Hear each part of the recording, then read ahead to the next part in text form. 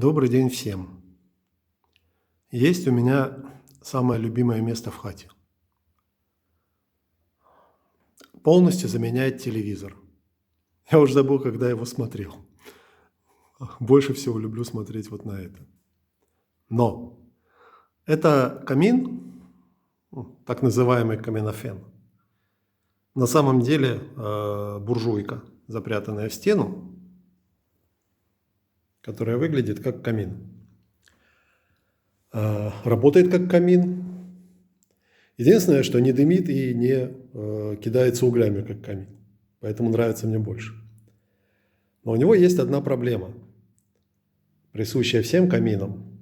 Она очень хорошо проявляется в сырую промозглую погоду. Когда в двухэтажном доме 10-метровая труба, в ней накапливается холодный воздух, ты складываешь дрова, они еще могут быть немножко отсыревшими, и после попытки разжечь, сначала быстренько воздух идет наверх, вроде бы как пошла тяга, но ровно через 1 минуту тяжелый воздух в трубе опускается и задавливает весь дым назад в топку. После чего пламя гаснет, и, в общем-то, если ты его раскроешь и начнешь там раздувать, то у тебя будет полный дом дыма, или нужно 3 часа ждать, пока проветрится естественным путем. Меня это замучило. И вот что я сделал. Так как это каминофен, то, собственно говоря, у него внешняя запитка воздухом, он берет воздух атмосферный, с улицы, не из помещения. Берет его, в общем-то, из подвала брал. Вот, значит, я сейчас покажу, как я эту проблему решил. Вот я в подвале, и это воздухозаборник. Он заизолирован и уходит вот туда, в стене, решеточка от всяких мошек, вот, и всяких прочих мышек. И здесь поступает воздух. Так вот, вот здесь я купил, не помню точно, как он называется, вентилятор, который может встраиваться в трубы.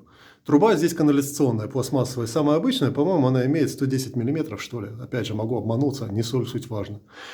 Подбираются эти вентиляторы, подбираются к ним переходники, так, чтобы они вставлялись в трубу. Труба разрезается, и вентилятор вставляется в эту трубу в разрез. После чего запаковывается снова и выводится провод наверх в помещение. Сейчас покажу, где он у меня там есть.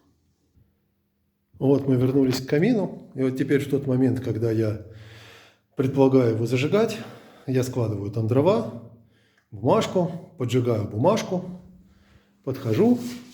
И вот здесь у меня из-под пола выходит вилка с включателем внешним и просто входит в розетку. При необходимости, он даже видно, как запылал огонь, я включаю просто-напросто нагнетание атмосферного воздуха.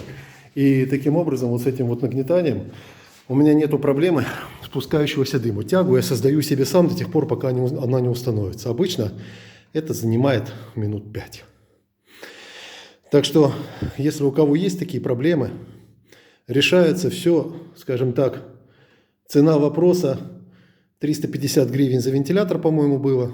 10 метров провода я даже не считаю.